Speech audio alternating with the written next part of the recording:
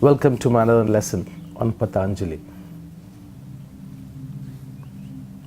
We have spoken in the other lessons about what it takes,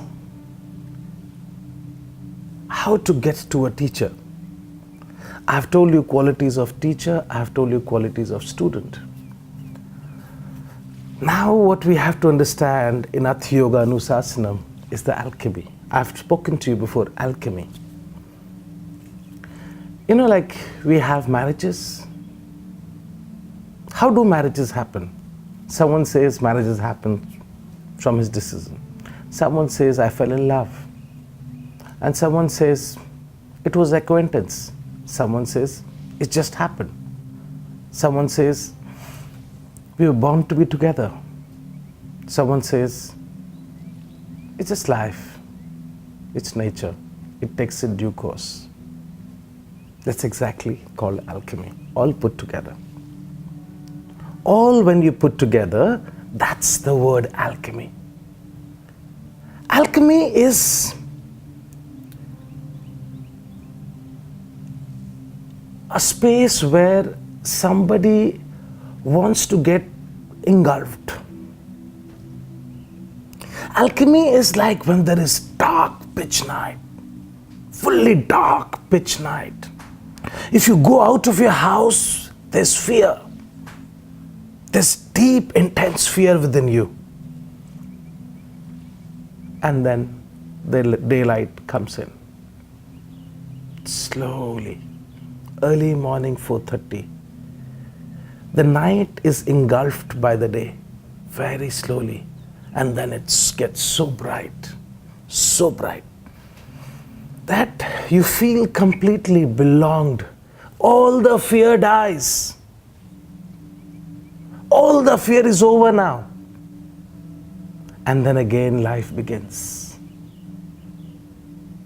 This is 12 hours. And that's why in the path of disciplehood, you also have many, many 12 hours. And what are those 12 hours? Where can you get blocked in life? You know that the moment sun rises, I feel as a king. The fear in me dies. No one, you must understand, most of the non-believers of spirituality or God or is an atheist, they all become theists when there is a dark pitch night. Some people can cross that, but the moment the graveyard comes, again the magic starts. Again the magic starts. Again the chemistry begins. The fear hormone takes over. The fear hormone completely takes over. It's just that spark, that moment, that time.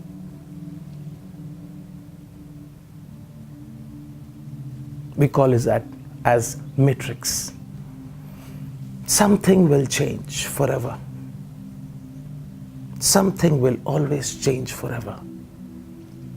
That's what Patanjali is warning you. Hatha Yoga Anusasanam. Now the discipline of yoga. Now is the discipline of yoga.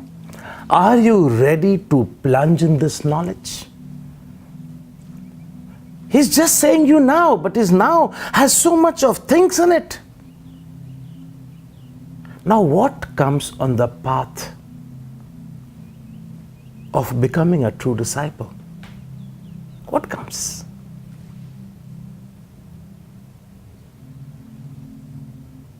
The Sufi talks about few things.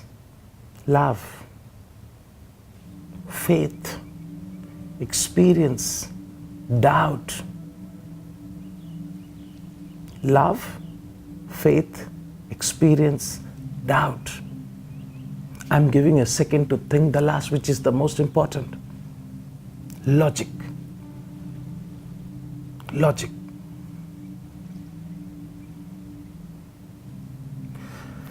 Because the moment you get logical, someone would say that, I fell in love. Are you in love with him? I think so. If thinking comes between your path of love, it's not love. You're calculating, you're subtracting. That's why in present day times love is rare, because it always goes through the brain. It still goes through your logical mind. And when you have that logical mind present, very few people survive if they go into deep sea and something happens to the boat. The human being which has faith and belief will still try to float, because the depth of the sea, you might be the best swimmer on earth. You might know swimming back of your hand, because that swimming pool is only 15 by 15 meters. But when it is a sea, and you know, even if you let go a little more, you can touch the base. Here the base is very deep.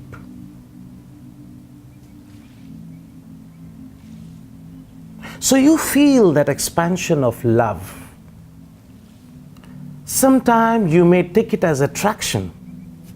Most of the teachers actually don't look good, but we confuse love with aroma. We confuse love with magnetic field. We confuse love with super intelligence. We confuse love with the knower. The knower. Imagine if God gives you a wish that you can hear everyone's mind, what happens? If God gives you a gift that whatever someone is thinking, you know about it. If God gives you a gift that you know when you're going to die, you actually become someone else. You actually become someone completely different. And this change is the journey of yoga. This transformation is what Patanjali is talking about in his first sutra. Discipline is a very prime importance, because discipline will get you to understand the path, but now is much more powerful. And then Patanjali moves. So I've talked about love. Next comes faith. Faith is actually very personal. There's difference between belief and faith. Far, far, far. For belief, there's no fear. If you want to believe in something, you believe in something. But faith is very personal. It's your property. It's like your body. You have to save. Faith is like that. There's something which is very tender within you. And that's what yogis are talking about, the soul body. Modern sciences, modern medicine is trying to cure the physical, external behavior of the man. They treat symptoms. And treating the symptoms, because you don't know the depth of the disease or a problem, more and more you treat symptom, you affect the internal organs more deeply. And same happens between the alchemy of a student and a teacher. Look beyond the body. Look beyond the mind. Look beyond logic. Faith will walk in. Faith will walk in. And you know, the whole science of yoga is about abhyas and vairagya.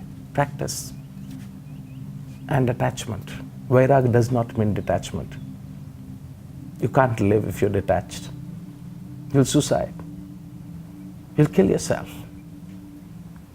Attachment is to that source, that energy source. Attachment is when the dark becomes white. Attachment when the night goes away and the whole sunlight comes, and the same road which was looking so scary just changes into normal life. Same graveyard, you can just go and walk 5 times. So faith is very personal. And anything which is personal, keep it personal. Whatever is your alchemy, whatever is happening between you and teacher, never discuss. Never share. Because more you share, more you will confuse yourself. Because I told you, truth is one-man journey. As there are no human being which is same, even if you have a clone, still there will be certain differences. Even if you're a twin brother or sister, qualitatively you will see a huge difference between both of them. They might wear a red pant and a red shirt together, but they are two different souls. So faith is not to be practiced. Faith needs to be earned. Faith needs to be earned. And how faith is earned? By doubting. The biggest tool of a student is doubt.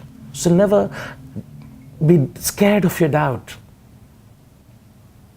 Because doubt converts into devotion. What is doubt? Doubt is a software. Doubt is your beautiful thing in your hand.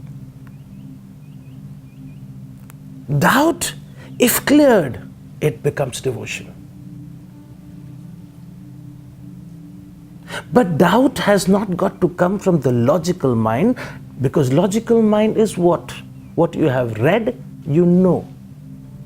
Bring the doubt from the faith point of view. From very innate, very close, very personal. Bring that. If something is happening there, some incidences is churning inside, then bring the doubt. And what you need to do around a teacher with the doubt is to watch. Most of the teacher creates doubt in the student to bring awareness. Awareness. Because you can be sitting in a car and going, and you have a chest pain. What happened to you? Now you have come to the breath body. Your entire external has changed to yourself. Now you become so close. Oh my God, my chest, my chest, my chest, my breathing rate, my heart rate, my pulse rate, everything comes together. Everything comes together? Yes, it does.